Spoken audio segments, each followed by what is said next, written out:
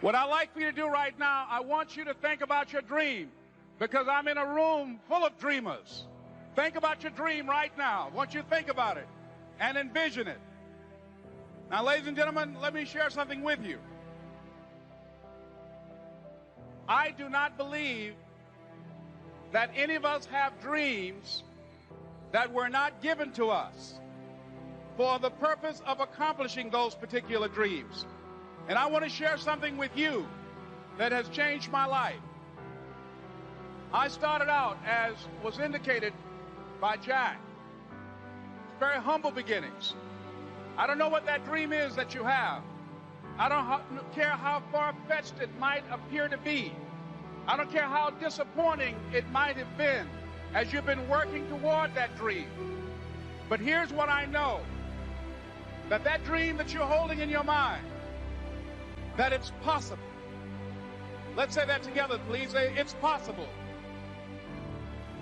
See, sometimes we can't say, I can do that. But what we can say, that it's possible that I can have my dream as we run toward it, as we work on it day in and day out.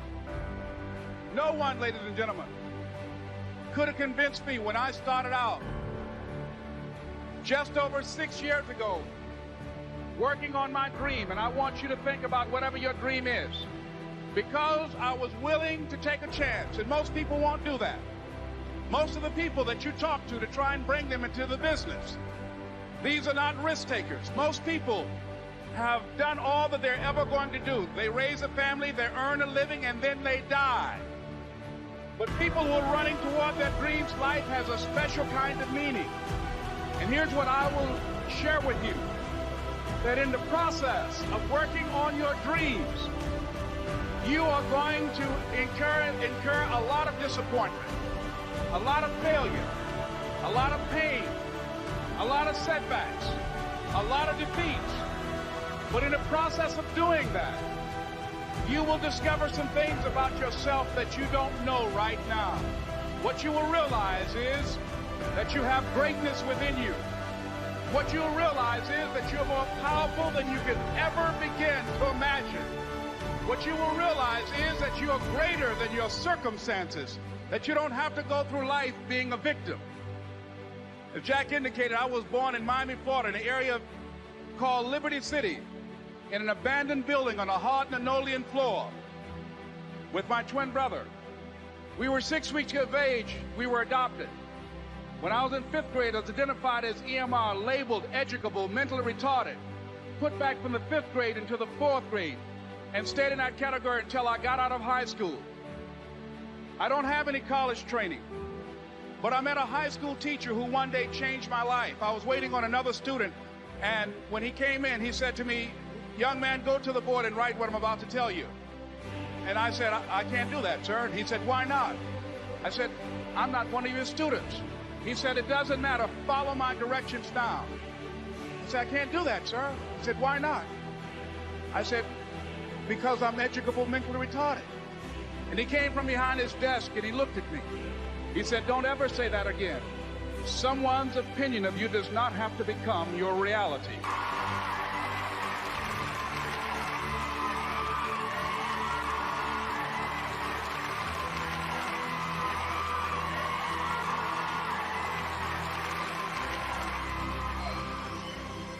And that man, Mr. Leroy Washington, did something for me. He started planting seeds in my mind that enabled me to begin to dream, as Dexter has been doing for you. And ladies and gentlemen, I started working on my dream. And most people don't work on their dreams. Why? For many years I didn't. One is because of fear. The fear of failure. What if things don't work out? And the fear of success. What if they do and I can't handle it? The other thing is that most people, ladies and gentlemen, they get comfortable. They stop growing, they stop working on themselves, they stop stretching, they stop pushing themselves, and they end up becoming very cynical about life, and they throw in the towel on themselves, on their families, and on their dreams. And the other thing is that most people don't feel worthy. What I'm doing now, I could have been doing years ago. But because I did not have a college education, because I didn't believe in myself, Because I allowed other people's opinion of me to control my destiny, I didn't act on my ideas. So I applaud you for your dreaming, for your running toward your dream. I applaud you for believing in yourself, because that's what life is about, stretching and challenging, looking for ways that you can begin to improve yourself. And ladies and gentlemen, as a result of stretching out, of acting on my dream, and I don't know what that dream is for you, I can tell you that it's possible. No one could have convinced me that after just over 6 years, I will have my own book entitled Live Your Dreams. Just over 6 years, I would have 5 specials on public television. Just over 6 years, I've done motivational speaking for AT&T, Procter & Gamble, McDonald's Corporation, Xerox, IBM. Just over 6 years. I will now have my own talk show that will premiere on Monday, Labor Day. I'm saying to you, your dream is possible. Your dream is possible. But not only is it important that you believe and begin to know that it's possible for you to live your dream as you run toward it, but I've done something that I want to share with you called Choosing Your Future. In fact, I've developed a set of tapes talking about how to begin to create your own reality by choosing your future. And not only is it important for you to know it's possible for you to choose your future, but it's necessary that you work on yourself, that you develop yourself. It's necessary that you get the energy drainers out of your life, people who don't want anything, people who are not striving, people who are not challenging themselves, people who aren't growing, people who have stopped dreaming. It's necessary that you align yourself with people and attract people into your business who are hungry, people who are unstoppable and unreasonable, people who are refusing to leave life just as it is and who want more. My mother used to say, birds of a feather flock together. If you run around with losers, you will end up a loser. It's necessary that you get the losers out of your life if you want to live your dream.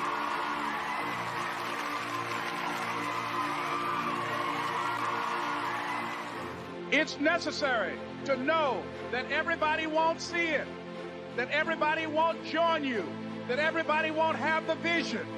It's necessary to know that a lot of people like to complain, but they don't want to do anything about their situation, that you are an uncommon breed.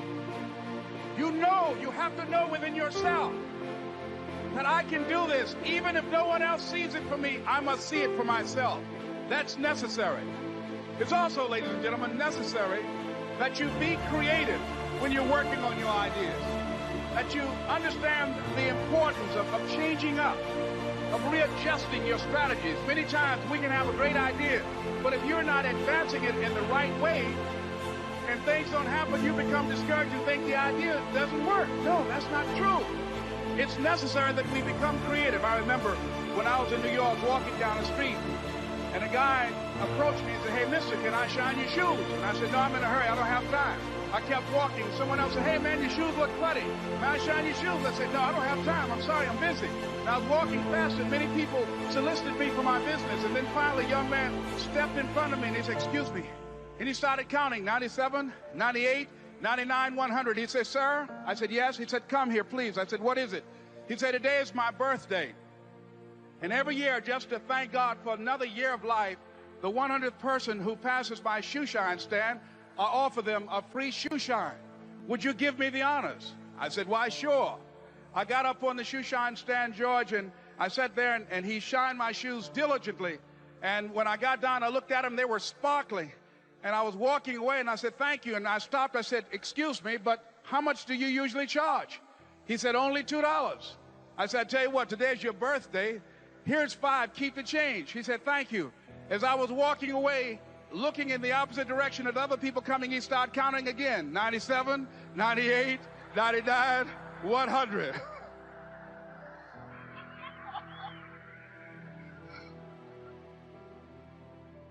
It's necessary that you be flexible, that you are always thinking of how can I improve this better. This is a customer-driven economy. It's necessary for you to always explore various ways in which you can improve the quality of service that you're providing for the people in your organization. I remember something a major company had talked about, the extra value service they were providing for their customers. And the lady who had the news conference summarized it this way. She said, it's not our intention to satisfy our customers or to please our customers. Our intention is to amaze them.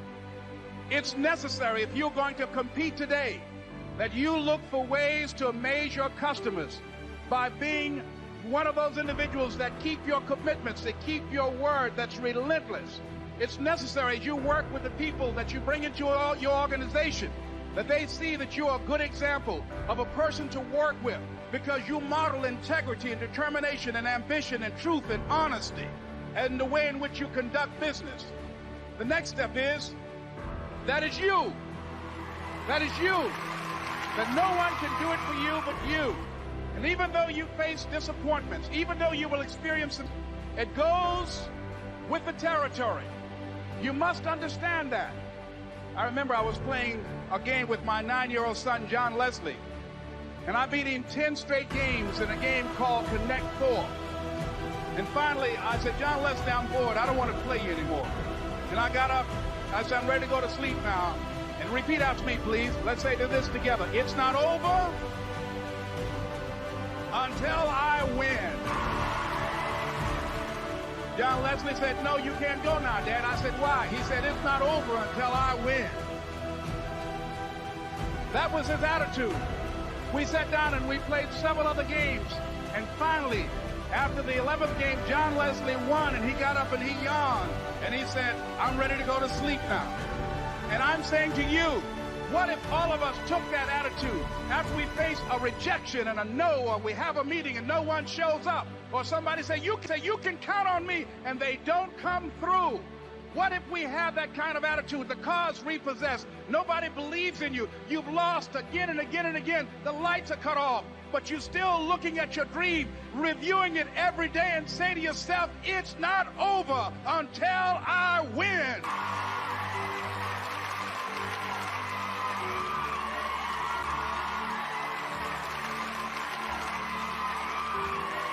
Life will yield to you. Now here's the next step. Repeat after me, please. It's possible. I can live my dream. It's necessary. I work on myself. Surround myself with winners. Become creative. It's me. I've got to make it happen. It's not over until I win.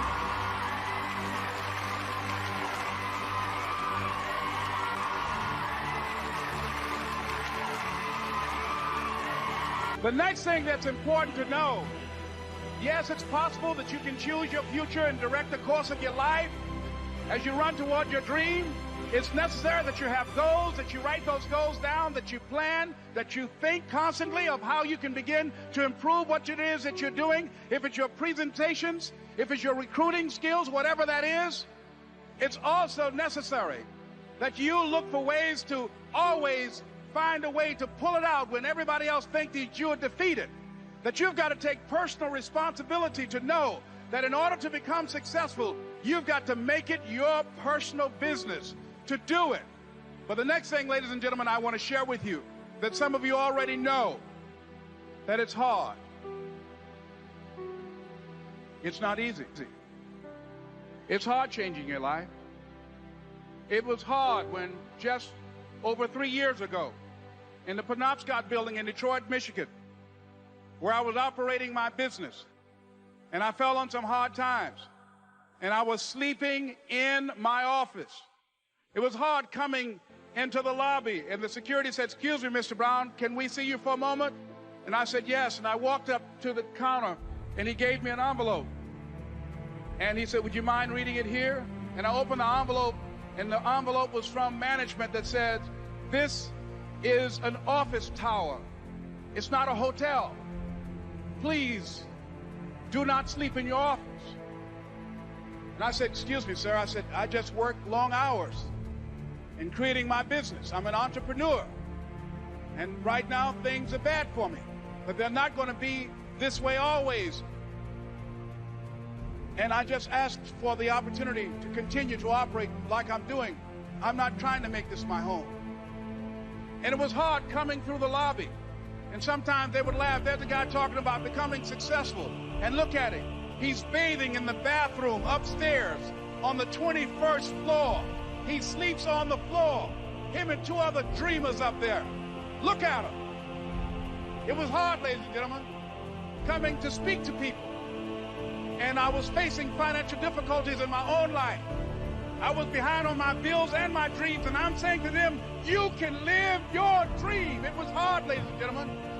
It was very difficult to pick myself up each day believing that I could do it. There were times that I doubted myself.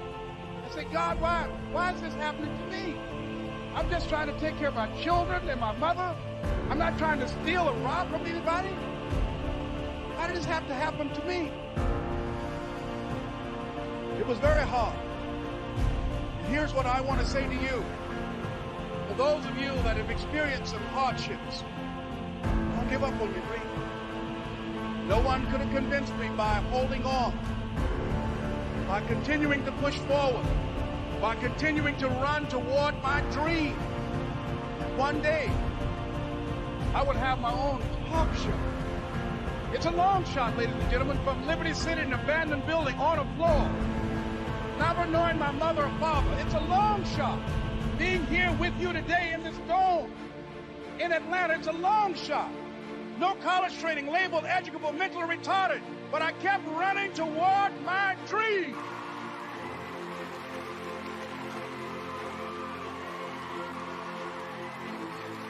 Don't stop.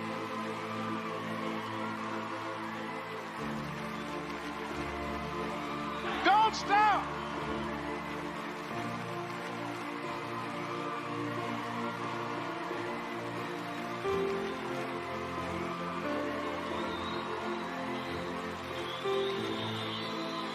Don't stop running toward your dream.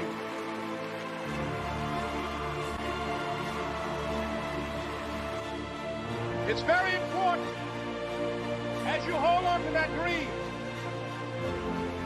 There are moments when you're going to doubt yourself. There are rough times are going to come, but they have not come to stay. They have come to pass. It's very important for you to know that. Don't say I'm having a bad day. Say I'm having a character building day.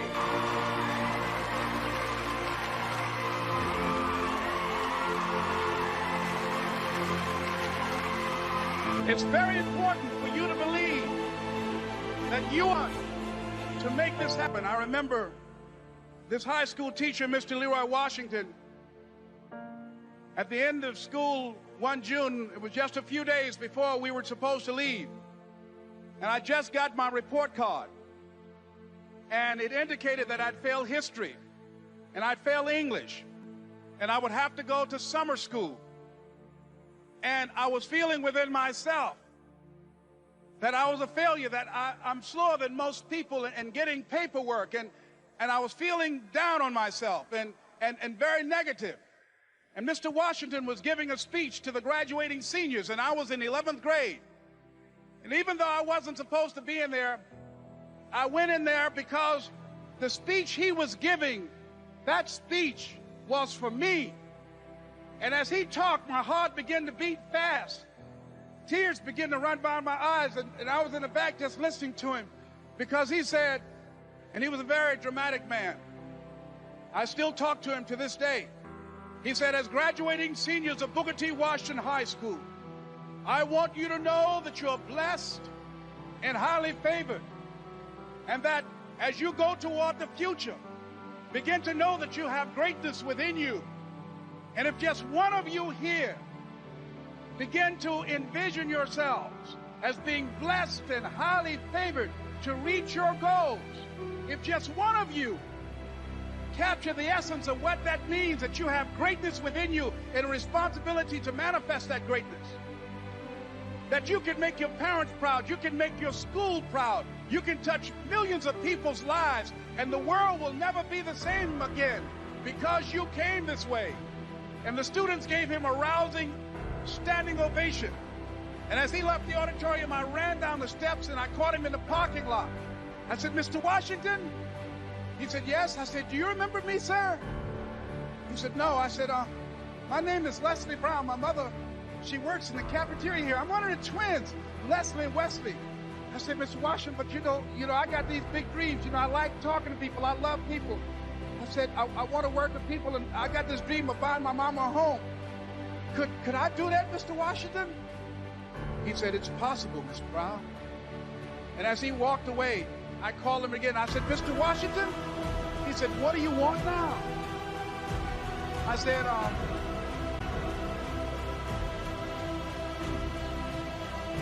I'm the one, sir. I said, I'm the one. You remember me, sir. I'm Miss Mamie Brown's boy. I'm the one. I'm the one.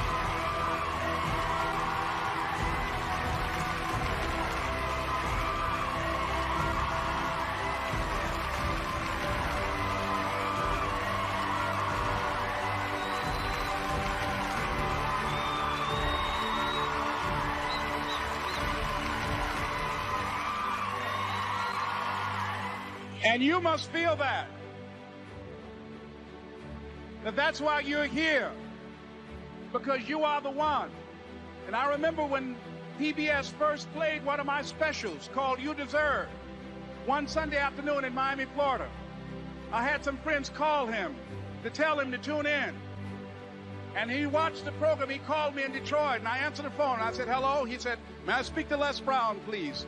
I said, who's calling? He said, you know who this is. I said, oh, Mr. Washington, it's you. He said, you were the one, weren't you? I said, yes, sir. He said, and you were so crazy. I said, I know, but I'm rich now.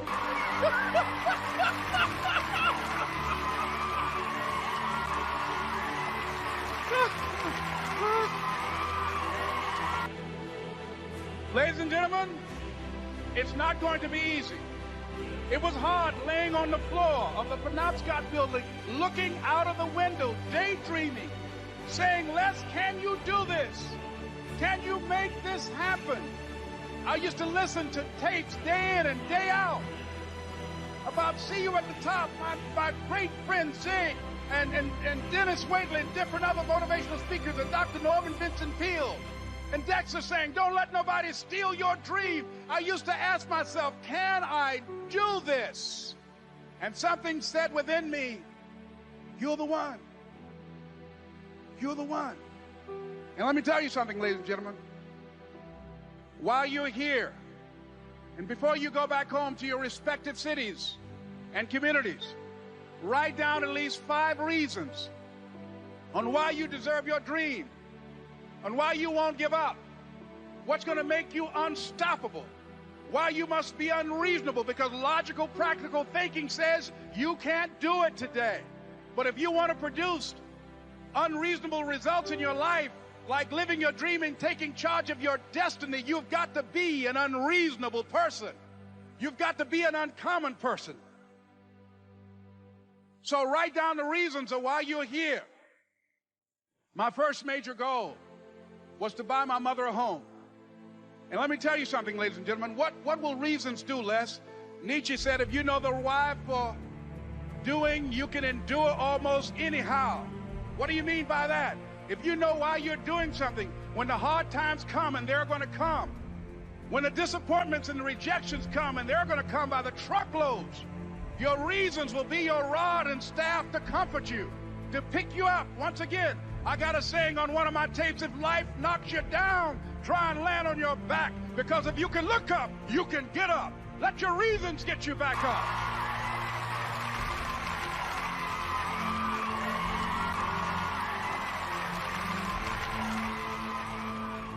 I remember when I bought the home for my mother, and she came out of the car. When I opened the door, I said, Mom, I think I know these people in this house.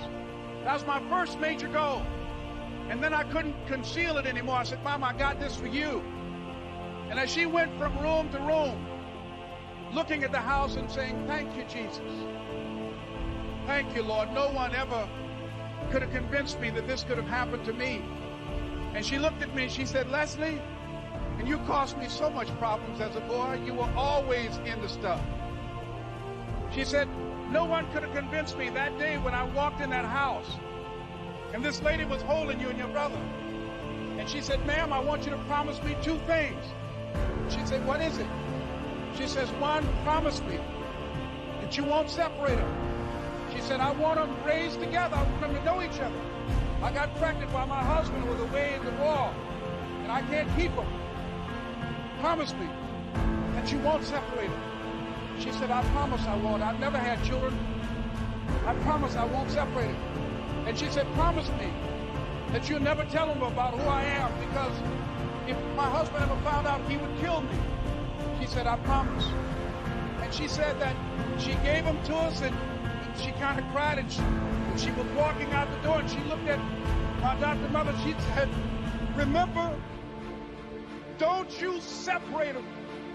She said, I swear to God, I won't. I won't separate them. I'll keep them together. And she said, as I held y'all in my arms, I never had any children of my own. I didn't know how I was going to do it. But I knew with the help of God, I would do it. And ladies and gentlemen, my mother had a dream of having children and raising us. She didn't know how she was going to do it. You're going to be just like that. If some of you are already there, well, you don't know how you're going to make this happen, but you just feel within yourself some way, somehow, with the help of God, I'm going to make it happen. Repeat after me, please. No matter how bad it is, or how bad it gets, I'm going to make it. I'm going to make it. Shake somebody's hand on your right and left and say, you got the right stuff.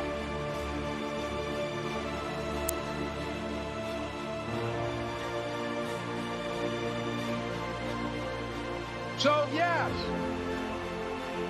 it's possible for you to live your dream. It's necessary that you associate with winners, that you work your system, that you are relentless, that you never give up. It's you. You've got to take personal responsibility. You've got to make it your personal business to make it happen. And you've got to resolve within yourself that I can do this, that it's hard, but you've got to say, I'm the one.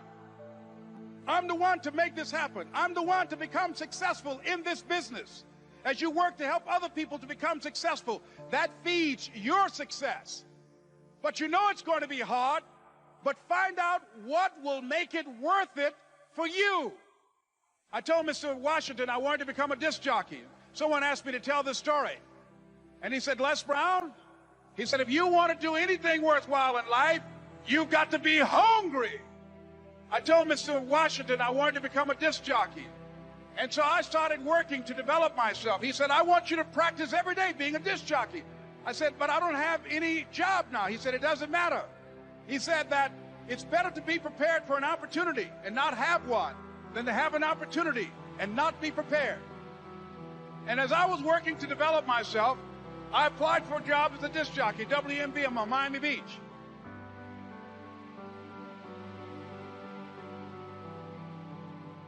Went to a guy named Milton Butterball.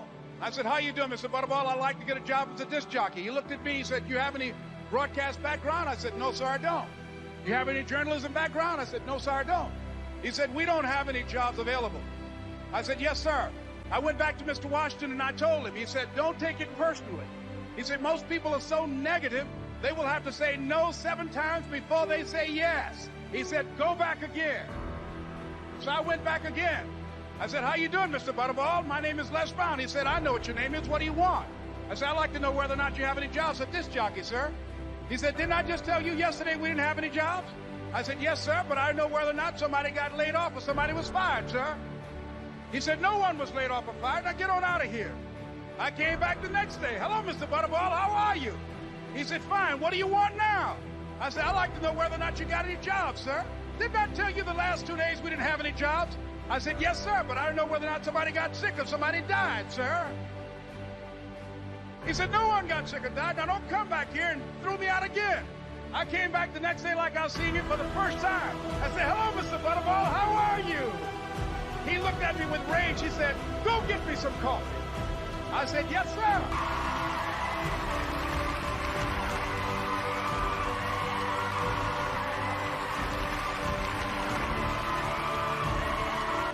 And I went to get him some coffee.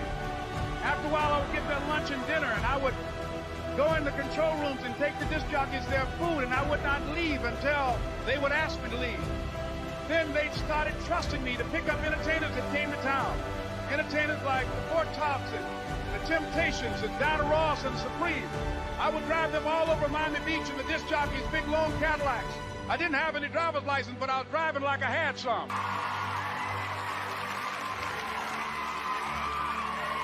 And one day, one Saturday afternoon, while I was at the radio station, a guy named Rock was drinking while he was on the air. I was the only one there, looking at him through the control room windows, walking back and forth, young, ready, and hungry. I was saying, "Drink, Rock, drink. Drink, Rock." I'd have gone to get him some more if he'd asked me to. Pretty soon the phone rang, and it was the general manager. And I answered the phone. I said, "Hello?" He said, "Les, this is Mr. Klein." I said, "I know." He said, "Rock can't finish his program." I said, "I know." He said, "Would you call one of the other DJs in?" I said, "Yes, sir." I hung the phone up. I said, "Now he must think I'm crazy." I called my mom and my girlfriend, Cassandra. I said, "Y'all turn up the radio and come out on the front porch. I'm about to come on the air."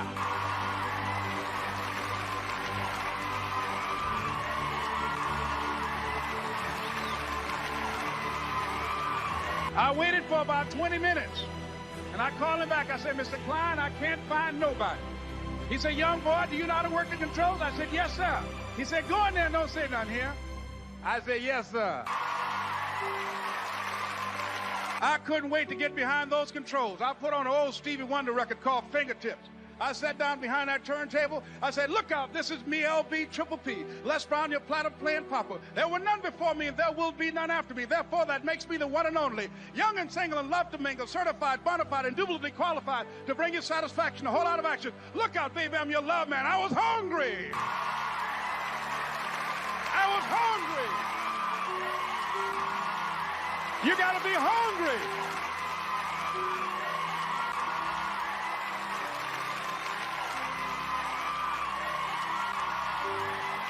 You got to be hungry.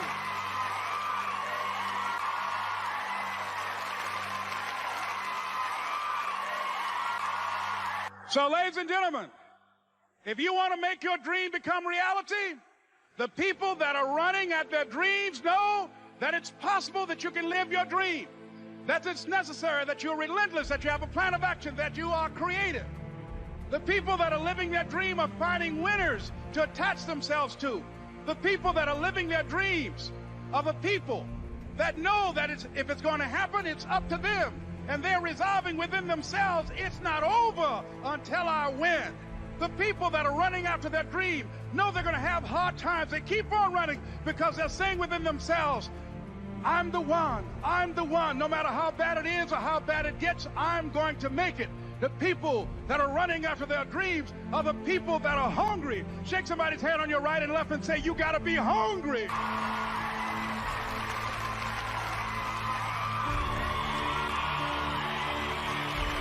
And as you run towards your dream, I want to dedicate this to you that I love very much. I want to thank Dexter and all of you. It's something that I'm known by. It's on our tapes called Choosing Your Future, and it says simply this: that if you want a thing bad enough to go out and fight for it, to work day and night for it, to give up your time, your peace, and your sleep for it, if all that you dream and scheme is about it, and life seems useless and worthless without it, and if you gladly sweat for it and fret for it and plan for it, and lose all your terror of the opposition for it, And if you simply go after that thing that you want with all of your capacity, strength and sagacity, faith, hope and confidence, and stern pertinacity, if neither cold poverty, famish or thought, sickness or pain or body and brain can keep you away from the thing that you want, if dogged and grim, you besiege and beset it, with the help of God you'll get it. This is Mrs. Mamie Brown's baby boy, Leslie Calvin Brown, saying, it's been a plum-pleasing pleasure as well as a privilege. Thank you.